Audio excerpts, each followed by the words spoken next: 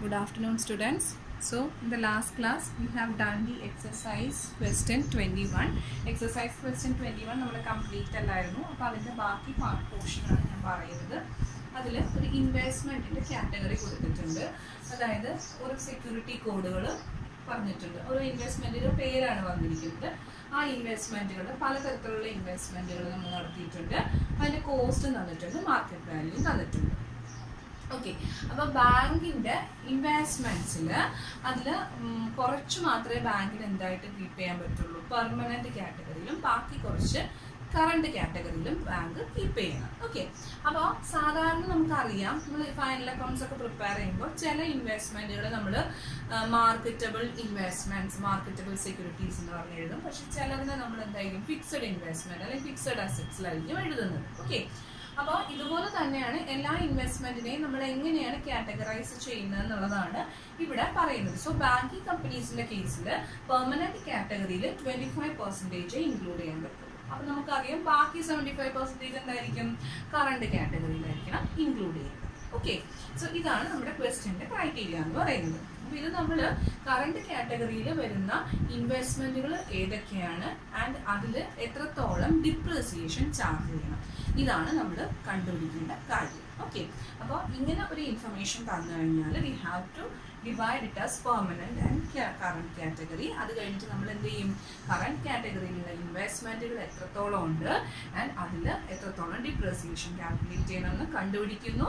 എന്നിട്ട് ആ amount investment allowance reserve എന്ന് പറഞ്ഞിട്ട് P&L അക്കൗണ്ടിൽ അപ്രോപ്രിയേഷൻസിന് താഴെ കാണിക്കുന്നു. ഓക്കെ, അപ്പോൾ നമ്മൾ നേരത്തെ ചെയ്തപ്പോൾ P&L അക്കൗണ്ട് ചെയ്തപ്പോൾ ഈ ഇൻവെസ്റ്റ്മെന്റ് അലവൻസ് റിസർവ് എമൗണ്ട് എഴുതിയിട്ടില്ല, അഡ്ജസ്റ്റ് ചെയ്തിട്ടില്ല. So we have to make an adjustment for that also in that question. അപ്പോൾ അതാണ് ഞാൻ ഇത് ചെയ്ത് കഴിഞ്ഞിട്ട് എന്താ ചെയ്യേണ്ടതെന്നുള്ളത് പറഞ്ഞുതരാം. അപ്പോൾ അവിടെ ഒരു കറക്ഷൻ ക്വസ്റ്റ്യനിൽ അതിൻ്റെ ആൻസറിൽ വരുന്നുണ്ട്. Okay, so calculation of percentage of market value on cost. അപ്പോൾ നമ്മൾ ആദ്യം ചെയ്യേണ്ടത് എന്താണ്, ഇത് സൊല്യൂഷൻ കണ്ടുപിടിക്കാൻ first we have to do എന്താണ് ഓരോ ഇൻവെസ്റ്റ്മെൻറ്റിൻ്റെയും മാർക്കറ്റ് വാല്യൂ എന്ന് പറയുന്നത് കോസ്റ്റിൻ്റെ എത്ര പെർസെൻറ്റേജ് ആയിട്ട് വരുന്നുണ്ടെന്ന് നോക്കാം. ഓക്കെ, അപ്പോൾ ഈ 1,80,000 എന്ന് പറയുന്നത് 2 lakhന്റെ എത്ര ശതമാനമാണ്, 90% ആണ്.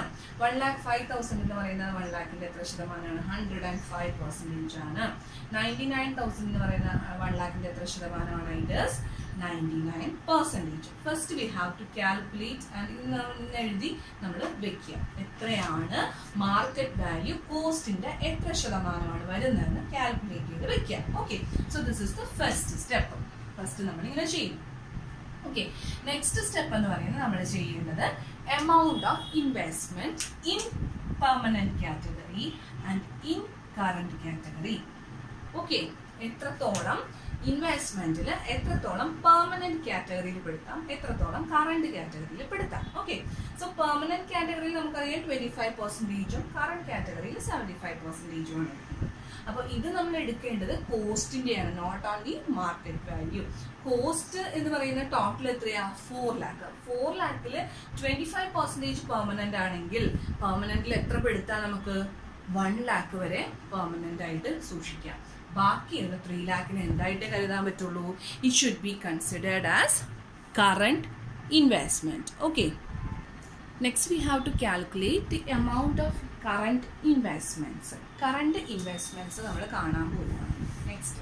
ഓക്കെ, അപ്പോൾ കറണ്ട് ഇൻവെസ്റ്റ്മെന്റ് കണ്ടുപിടിക്കാനായിട്ട് നമ്മൾ ഏറ്റവും പ്രധാനമായിട്ട് ശ്രദ്ധിക്കേണ്ടത് മാർക്കറ്റ് വാല്യൂയുടെ പെർസെൻറ്റേജ് കൂടുതലുള്ള ഇൻവെസ്റ്റ്മെന്റുകളെ നമ്മൾ എന്ത് ചെയ്യും, കറണ്ട് ഇൻവെസ്റ്റ്മെന്റ് ആയിട്ട് ട്രീറ്റ് ചെയ്യും. ഓക്കെ, സോ ബാങ്കിന്റെ പോളിസി എന്ന് പറയുന്നത് എങ്ങനെയാണ്, ഏറ്റവും കൂടുതൽ അതായത് കറണ്ട് ഇൻവെസ്റ്റ്മെന്റ് ആയിട്ട് ട്രീറ്റ് ചെയ്താൽ ഡിപ്രിസിയേഷൻ ഒരുപാട് ചാർജ് ചെയ്യേണ്ടി വരില്ല. ഓക്കെ, അതുകൊണ്ടാണ് ബാങ്കിങ് കമ്പനീസ് എന്ത് ചെയ്യുന്നത്, എപ്പോഴും ബാങ്കിങ് കമ്പനിയുടെ പോളിസി എന്ന് പറയുന്നത് കറണ്ട് ഇൻവെസ്റ്റ്മെന്റ് ആയിട്ട് ട്രീറ്റ് ചെയ്യുന്ന ഇൻവെസ്റ്റ്മെന്റുകൾക്ക് മാർക്കറ്റ് വാല്യൂ കോസ്റ്റിന്റെ ഏറ്റവും കൂടുതൽ പെർസെൻറ്റേജ് ആയിരിക്കും. ഓക്കെ, അപ്പോൾ ഇവിടെ 90%, 105%, 99%. അപ്പോൾ ഇതിൽ ഏറ്റവും ഹയസ്റ്റ് പെർസെൻറ്റേജ് ഉള്ളത് ഏതാ, ഇറ്റ് ഈസ് 100 1022 കോഡുള്ളതാണ്. ഓക്കെ, സോ കോഡ് 1022 ഉള്ള ഇൻവെസ്റ്റ്മെന്റിന് എത്ര ശതമാനമുണ്ട്? 105%. So we have to consider it first. Okay, അപ്പൊ 105% കറന്റ് കാറ്റഗറിയുടെ കോസ്റ്റ് എത്രയാണ്? ഇതിന്റെ 105ന്റെ കോസ്റ്റ് എത്രയായിരുന്നു വന്നത്? It is 1 lakh. നിങ്ങൾക്ക് ലിസ്റ്റിൽ നോക്കിയാൽ മനസ്സിലാവും. 105% വന്ന ഈ 1022 എന്ന കാറ്റഗറി കോഡുള്ള ഇൻവെസ്റ്റ്മെന്റിന്റെ കോസ്റ്റ് എന്ന് പറയുന്നത് 1 lakh ആണ്. അതിന്റെ മാർക്കറ്റ് പ്രൈസ് എത്രയാണ്? It is 1,05,000. ഓക്കെ, അതായത് ഇതിന്റെ 105% മാർക്കറ്റ് വാല്യൂ വന്നത്. നെക്സ്റ്റ് കോഡ് ഏതാണ്? നെക്സ്റ്റ് പെർസെൻറ്റേജ് കൂടുതലുള്ള ഏതാണ്? 99% അല്ലേ? സോ ഏതാ? 1023, അതായത് 99% ഉള്ളത്. ഓക്കെ, അതിന്റെ കോസ്റ്റ് എത്രയാ? It is also 1 lakh. And അതിന്റെ മാർക്കറ്റ് പ്രൈസ് എന്ന് പറയുന്നത് 99,000. ഇപ്പൊ നമ്മളിവിടെ എഴുതുമ്പോൾ ശ്രദ്ധിക്കേണ്ട ഒരു കാര്യം, നമ്മൾ കറണ്ട് ഇൻവെസ്റ്റ്മെന്റ് ആണ് നോക്കുന്നത്. കറണ്ട് ഇൻവെസ്റ്റ്മെന്റ് മാക്സിമം എത്ര വരെ വരാൻ പാടുള്ളൂ? 3 lakh ആണ് ടോട്ടൽ വരേണ്ടത്. ടോട്ടൽ 3 lakhന് നമുക്ക് എന്ത് ചെയ്യാം?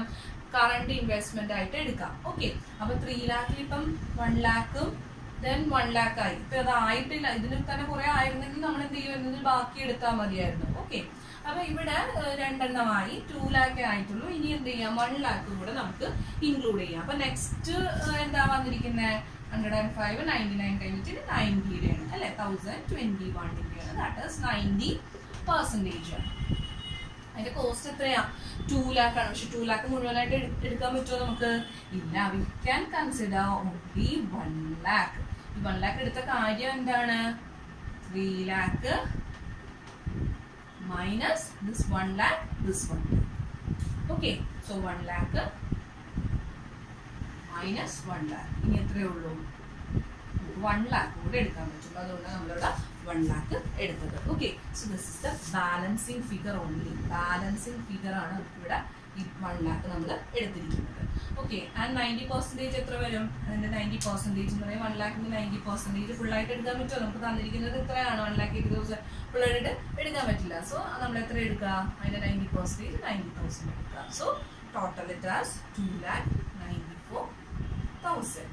ഓക്കെ, ഇങ്ങനെ നമ്മൾ കറണ്ട് ഇൻവെസ്റ്റ്മെന്റ് കണ്ടുപിടിച്ചു. ഇനി നമ്മൾ ചെയ്യേണ്ടത് ഇതിൽ ഡിപ്രീസിയേഷൻ കണ്ടുപിടിക്കുകയാണ്. Okay, depreciation to be provided. Okay, depreciation to be provided. Depreciation to be provided എന്ന് പറഞ്ഞാൽ ഇതിൽ എന്തായാലും നമുക്കറിയാം ഇതിന്റെ ഡിഫറൻസ്. ഇതിനേക്കാളും കൂടുതലല്ലേ? ഇത് കോസ്റ്റിനേക്കാളും കൂടുതലല്ലേ മാർക്കറ്റ് വാല്യൂ? ഇപ്പൊ ഡിപ്രീസിയേഷൻ ആണോ ഉണ്ടായിട്ടുള്ളത്? അല്ല. So no depreciation will be there for 1022 nil.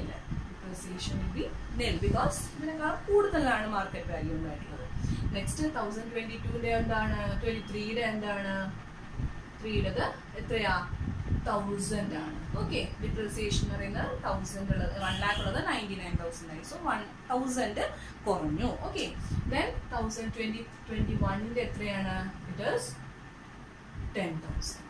Okay, so total comes 11,000. So 11,000 ആണ് നമുക്ക് എന്ത് കിട്ടിയിരിക്കുന്നത്? ഡിപ്രീസിയേഷൻ കിട്ടിയിരിക്കുന്നത്.